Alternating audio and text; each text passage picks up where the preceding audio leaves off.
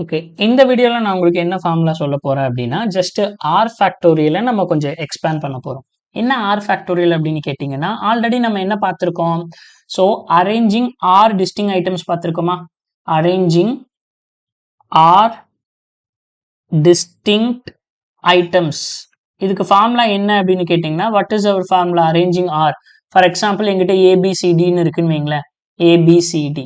அப்போ இதை நம்ம டிஸ்டிங் கேரக்டரா இருக்கு. இதை அரேஞ்ச் பண்ணணும் அப்படின்னா என்ன கிடைச்சது? ஃபர்ஸ்ட் இந்த பிளேஸ்ல எனக்கு சூஸ் பண்றதுக்கு 4 பாசிபிலிட்டிஸ் இருக்கு. ஸோ 4 இன்டூ இங்க சூஸ் பண்றதுக்கு 3 பாசிபிலிட்டிஸ் இருக்கு. ஏவை சூஸ் பண்ணனா பிசிடி, இது ஆல்ரெடி நம்ம பார்த்திருக்கோம். ஸோ இந்த மாதிரி இங்க சூஸ் பண்ணோம்னா 2 1 கரெக்டா? இது நம்ம ஆல்ரெடி நம்மளுடைய பார்ட் 1லயே பார்த்திருக்கோம். பார்க்காதவங்க தயவு செஞ்சு பார்த்துட்டு வந்துருங்க. ஸோ இந்த மாதிரி அரேஞ்சிங் ஆர் டிஸ்டிங் ஐட்டம்ஸ் அப்படின்னா அதோட ஃபார்முலா நமக்கு தெரியும், r factorial. R arranging n distinct items அப்படின்னா அதோட ஃபார்முலா நமக்கு தெரியும், தட் இஸ் n ஃபேக்டோரியல் அப்படிங்கிறது தெரியும். இப்போ என்னன்னா கொஸ்டின் என்னன்னா, how many ways, சேம் இது அதே தான், how many ways arranging r distinct items அப்படிங்கிறது தான். how many ways we can arrange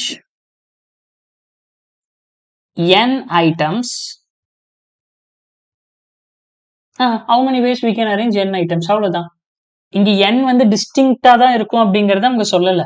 n வந்து எப்படி வேணாலும் இருக்கலாம். For example a a a b c d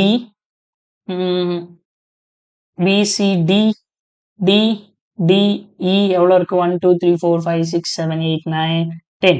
ஓகேங்களா? ஸோ இப்போ இங்க 10 ஐட்டம்ஸ் இருக்கு. இந்த 10 ஐட்டம்ஸை எப்படி நீங்க அரேஞ்ச் பண்ணுவீங்க அப்படின்னா, இங்க number of ways we can arrange. இப்போ நீங்க ஏன்னு அரேஞ்ச் பண்ணாலும் ஒண்ணுதான். இப்போ இந்த 3 வந்து என்னது? டிஸ்டிங் கிடையாது. அப்ப டிஸ்டிங் கிடையாது அப்படின்னா நீங்க எவ்வளவு நம்பர் ஆஃப் வேஸ்? ஃபார் எக்ஸாம்பிளுக்கு ஏ பி சி அப்படின்னு வச்சுக்கோங்க, இல்ல ஏ பி அப்படிங்கறது மட்டும் வச்சுக்கோங்க. ஓகேங்களா? இதுக்கு நம்பர் ஆஃப் வேஸ், இப்ப வெறும் ஏபின்னு மட்டும் இருந்தா எவ்வளவு வேஸ்ல அரேஞ்ச் பண்ணுவீங்க? ஏபி ஆர் பிஏ, அதாவது 2 ஃபேக்டோரியல். டோட்டல் லென்த் எவ்வளவோ அதோட ஃபேக்டோரியல் அப்படின்னு நீங்க சொல்லுவீங்க. வெறும் ஜஸ்ட் இதை இப்போதைக்கு மறந்துருங்க. வெறும் ஏபின்னு மட்டும் இருந்தா அதான் பண்ணுவீங்க. கரெக்டா? 2 இருக்கு, 2 ஃபேக்டோரியல். 2 ஃபேக்டோரியல் என்ன? 2. அப்ப என்னென்ன? எய்தர் ஏபின்னு அரேஞ்ச் பண்ணலாம், இல்ல பிஏன்னு அரேஞ்ச் பண்ணலாம். இப்ப இங்க ஏஏபி அப்படின்னு இருக்குன்னா 3 ஃபேக்டோரியல்னா டோட்டல் 6 வேல அரேஞ்ச் பண்ணலாமா அப்படின்னா பண்ணலாம். AAB, okay. திரும்ப ஏஏபி ரிப்பீட் ஆகுது, ஏன்னா இந்த ஏவை நான் சேஞ்ச் பண்ணாலே எனக்கு ரிப்பீட் ஆகுது. ABA, okay. திரும்ப வேற என்ன பண்ணலாம்? ஏபிஏ, திரும்ப ஏபிஏ வருது, ஏன்னா இந்த ஒரு ஏ போகுது இல்ல.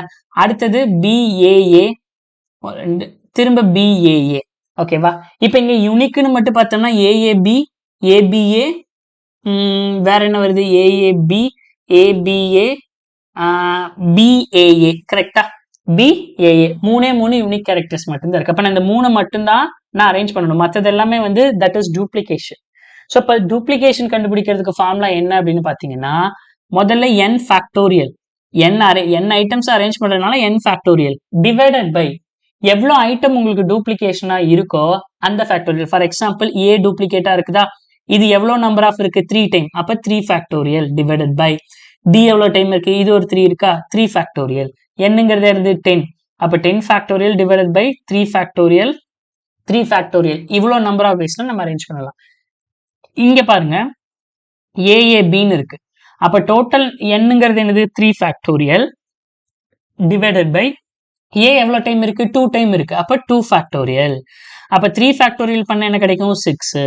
2 ஃபேக்டோரியல் பண்ணா என்ன கிடைக்கும்? 2 ஃபேக்டோரியல் பண்ணா 2 கிடைக்கும். அப்ப 6 டிவைடட் பை 2 3. அப்ப டோட்டல் 3 வேஸ்ல அரேஞ்ச் பண்ணலாம். அது என்னன்னா ஏஏபி ஏஏபி ஏபிஏ பிஏஏ, இந்த 3 வேல நம்மளால அரேஞ்ச் பண்ணலாம்.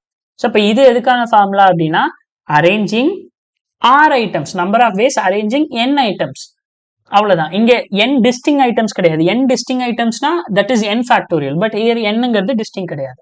ஸோ இது உங்களுக்கு புரிஞ்சிருந்திருக்கும் நான் நம்புறேன். ஸோ அப்கமிங்ல வந்து ஒரு முக்கியமான ப்ராப்ளம்ல இது நமக்கு யூஸ் ஆகும். ஓகேங்களா? ஸோ இந்த பேசிக்ஸ் எல்லாம் நீங்க பார்த்துட்டீங்கன்னா, yes, now we are ready to move on the problem solving. So thank you for வாட்சிங் திஸ் வீடியோ. ஸோ நான் உங்களை நெக்ஸ்ட் வீடியோல சந்திக்கிறேன். until then, bye bye, take care.